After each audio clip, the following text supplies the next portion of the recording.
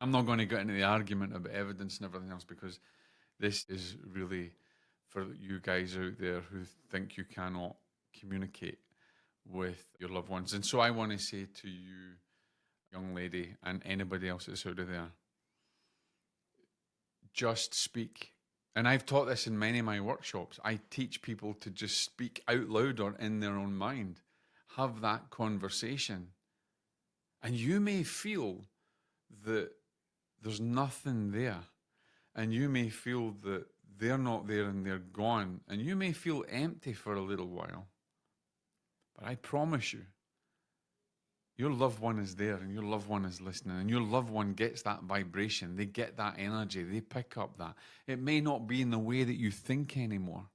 It may not be that it's a vocal connection through their voice and your voice, but the connection exists, and it can be picked up just as much as I give a sitting to someone and I can hear their loved ones clairaudiently, and I can give them evidence of their loved ones. You just need to learn a new language, and that language is symbolic. That language is from deep inside of you. It's no great black science, okay?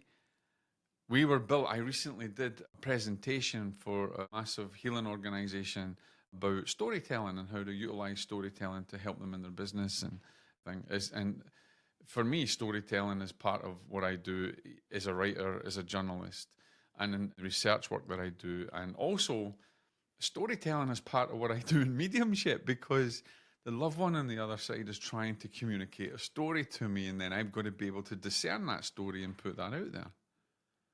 So for you, those of you that are there and thinking, no, I can't do it, I can't speak anymore, you can. Actually, you can just have a normal conversation. I do with my dad. And sometimes I even have it out loud.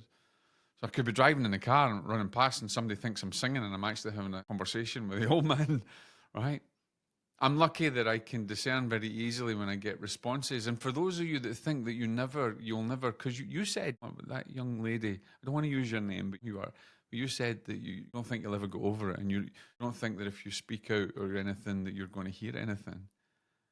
Maybe not now you'll hear anything the way that you expect. And here's the thing, ladies and gentlemen, for those of you who have tried to communicate and spoken out loud, and maybe even spoken in your heart, and don't think you've got anything back, you probably have. And I would say 99.9% you have. You just haven't recognized it. Because sometimes we've got to think that grief it's like a really dense fog, right? It's like a dense fog that you can't see through.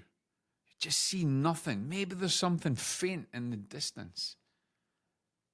You can't perceive it, but it's there. But here's the beauty of that fog. That fog is still just very much a part of the ethereal nature of the universe. That fog is energy, just as you are. And that fog, that energy will transform. I don't want to say it's temporary. The state of it being as a fog is temporary. And soon that fog will dissipate.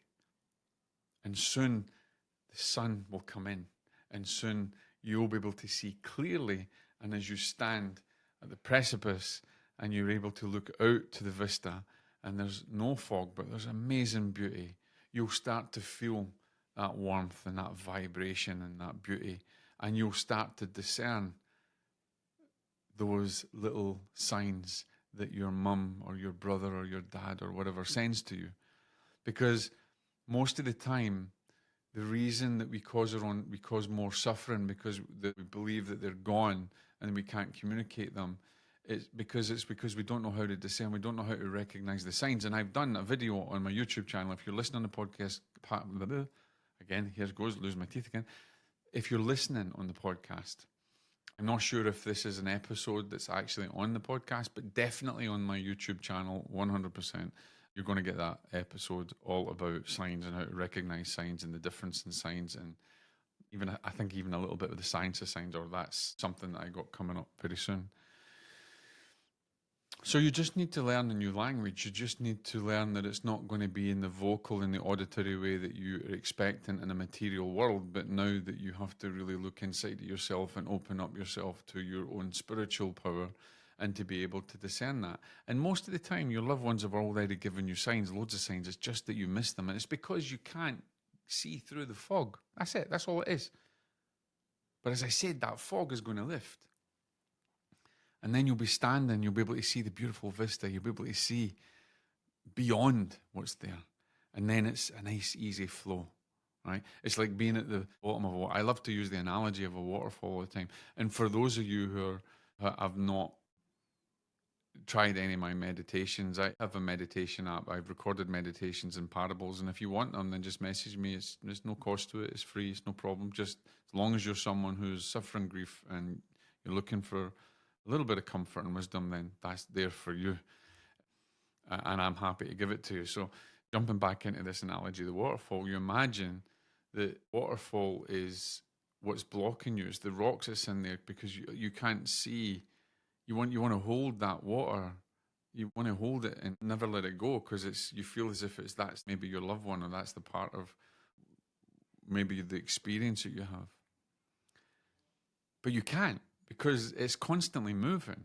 You can't, even if you stand at the waterfall and you put your hands under and you want to hold it forevermore and in that moment in time and hold on to that feeling, let's just say that that's like your loved one trying to communicate.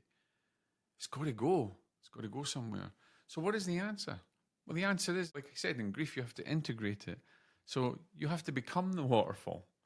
You have to become part of it so that it flows through you. It's part of you. It's there. There's no disconnection from it. You're not separate from the waterfall. You are the waterfall.